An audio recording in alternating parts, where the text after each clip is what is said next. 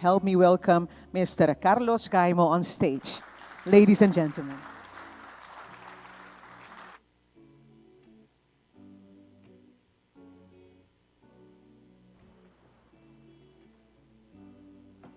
Bom dia. Thank you very much for being here. Thank you for your interest in Aruba taking the first step towards recognizing the rights of nature. I will start by saying a little bit about the process that has started, the first steps that have been taken for realizing this.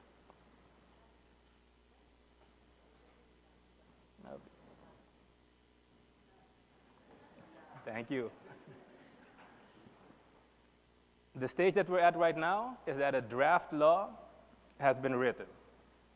This is not written in stone. It is a first step, a very important one, but we must be conscious that this is a first step, and we have a very long way to go to realizing the goal. And the goal is not to pass a law.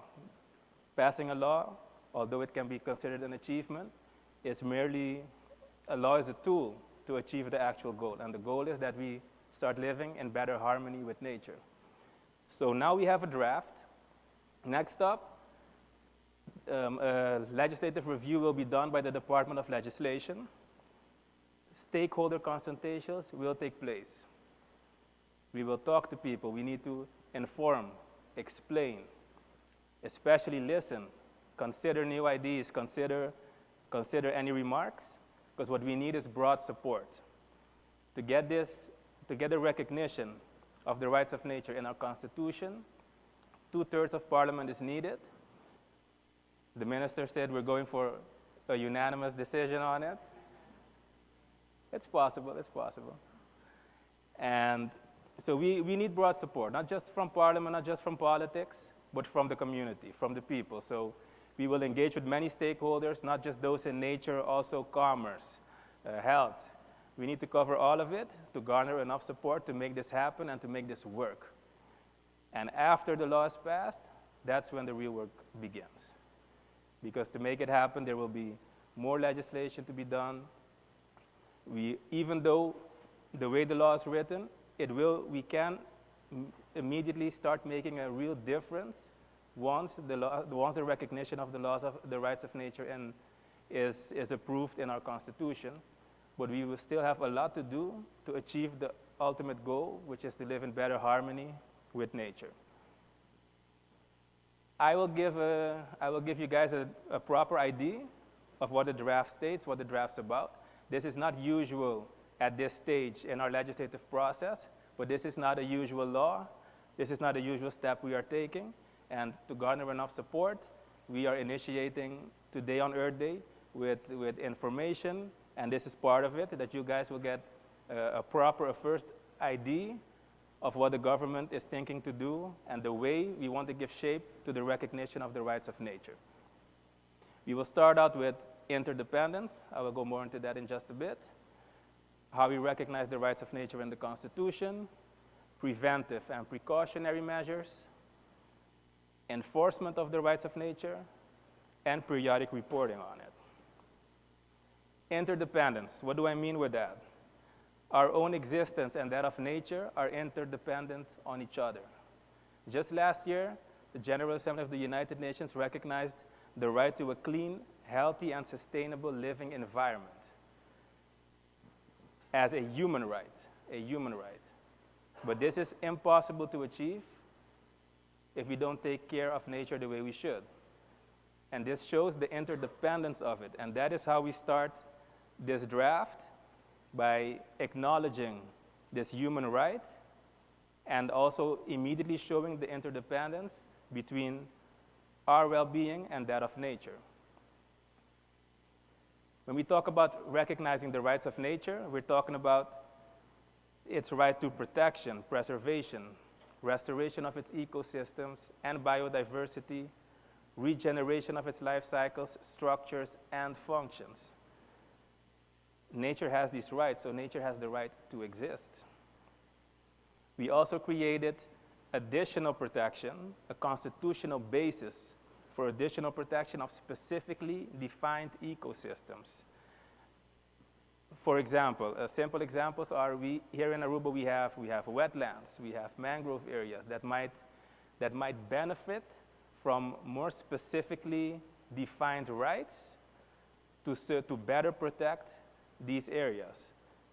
With this draft, we intend to create a constitutional basis to do this by national ordinance.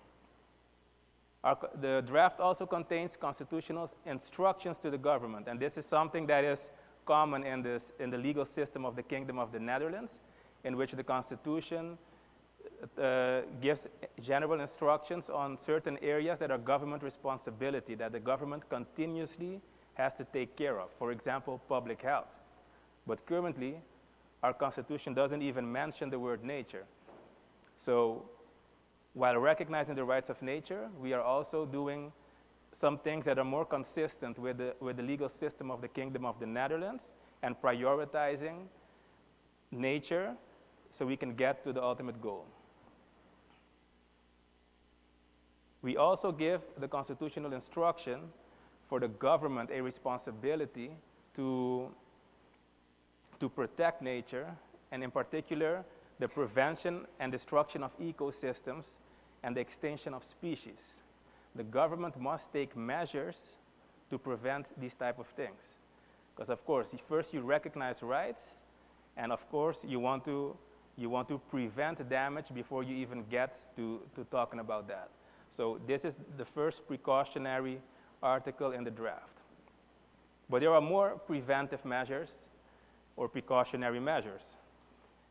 It's not only the responsibility of the government.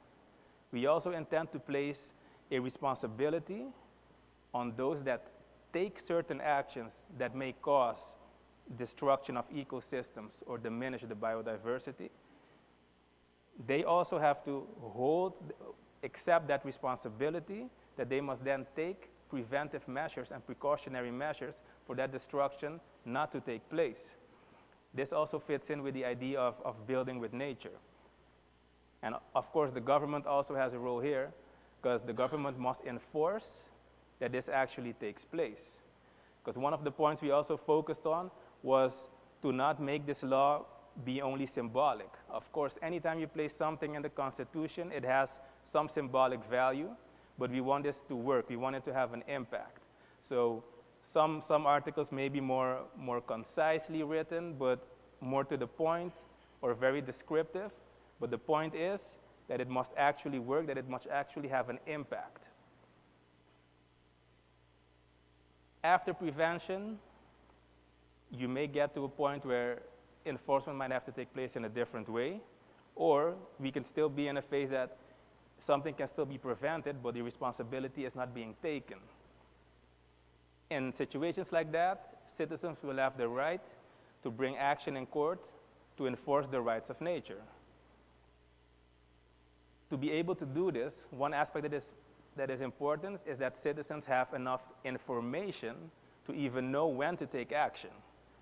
So with this in mind, we also intend to put in the Constitution that government information relating to the state of nature and the environment must be public. And an interesting question and ongoing debate is, can damage to nature be measured? One way to look at it is, if there is any damage to an ecosystem, you want to restore it.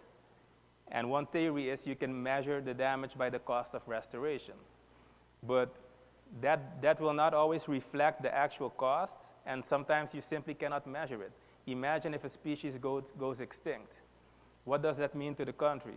What does that mean to nature? What does that mean to us? Some things can't be measured, so the possibility of immaterial damages must be considered. We are in a parliamentary democracy. Parliament has a very important role, so also when it comes to the rights of nature, we want them to be involved, because Parliament is the one that controls government and controls whether the government executes and fulfills its obligations and its responsibilities. So we also add a periodic reporting to Parliament.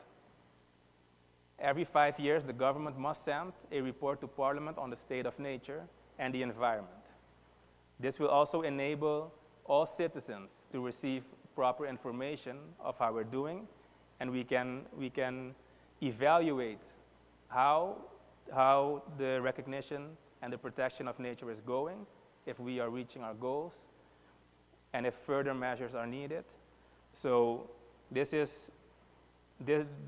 for us brings it a little full circle in our parliamentary system, that the government must report on this periodically.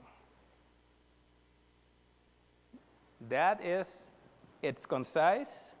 Usually the rights of nature, it's not a very extensive law, but we are trying to make every article count. So this is a first step. We have a long way to go, but I am very happy that we're at this moment, because it wasn't long ago that this was a very unlikely step for us here in Aruba, but we are taking it, and we have the commitment to go all the way. We will remain open. As I said, the draft is not written in stone. The proper consultations will take place, but we do stand firm in our commitment to realize that the rights of nature are recognized. And to make it very clear, we are not giving any rights to nature. We are recognizing a right nature already has. I would like to finalize with something about our oceans. We are surrounded by the seas. Let it be clear that rights of nature also covers our territorial waters. Ecosystems on land legally, they do not differ from those in sea. And in the considerations, we also acknowledge this and the role that the principles of recognizing rights of nature plays in the bigger picture of ocean rights, which is also something that the government will explore in different ways, because in many ways it goes beyond our jurisdiction, and there are different ways to deal with that. So we also acknowledge in the consideration of this draft amendment how the principles are connected to the rights of ocean in the bigger picture of recognizing the rights of nature. Thank you very much for your attention.